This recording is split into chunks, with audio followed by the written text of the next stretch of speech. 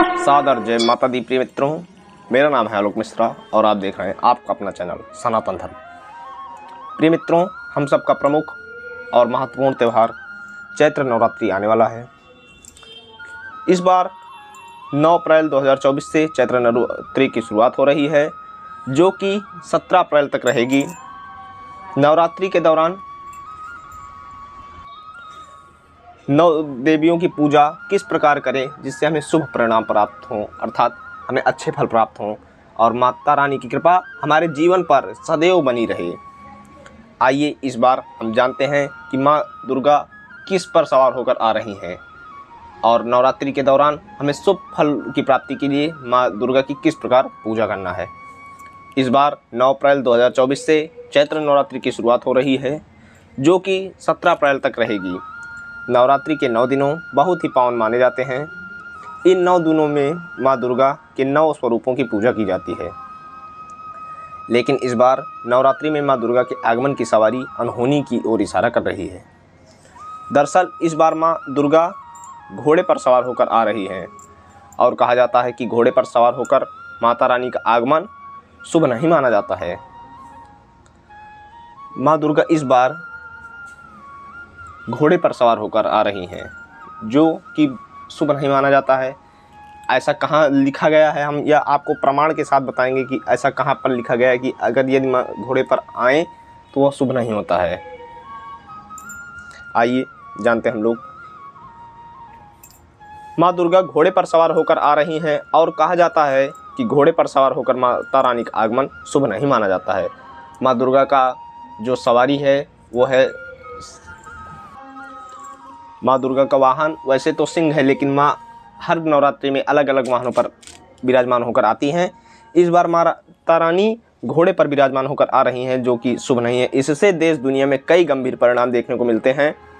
ऐसे में इन 9 दिनों तक कैसे पूजा पाठ करें कि आपको शुभ फल मिले, ऐसा क्या करें कि अनहोनी के प्रभाव को कम किया जा सके, इन्हीं सब बातों को हम बता रहे हैं।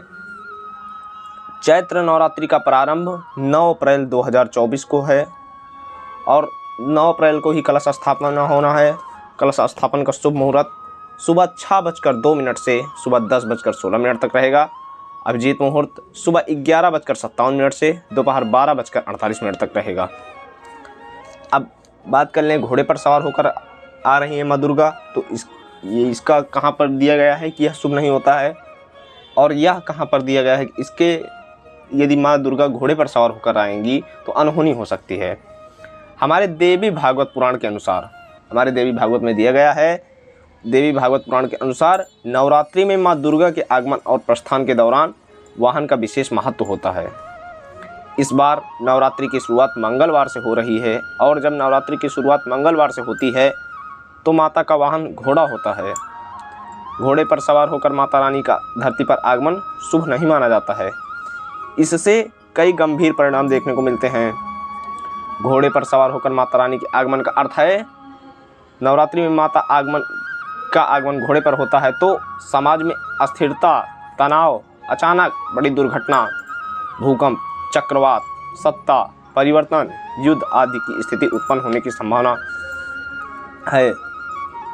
यदि माता रानी जब घोड़े पर आती हैं, कहने का तात्पर्य है यदि नवरात्रि की शुरुआत मंगलवार के दिन होगी तो माता रानी का आगमन घोड़े पर होगा, और जब माता रानी का आगमन घोड़े पर होगा तो समाज में अस्थिरता, तनाव, अचानक बड़ी दुर्घटना, भूकंप या चक्रवात, सत्ता परिवर्तन, युद्ध आदि की स्थिति उत्पन्न होने की संभावना है।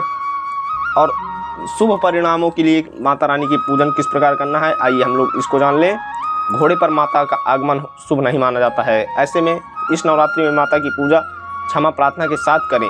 पूरे दिन विधिवत पूजा करने के बाद क्षमा प्रार्थना करने से माता प्रसन्न होंगी और शुभ फल देंगी। प्रिय मित्रों, आज का वीडियो बस इतना ही। अगले वीडियो में हम आपको अपने सनातन धर्म से जुड़ी अन्य नई जानकारी देंगे। तब तक के लिए जय माता दी।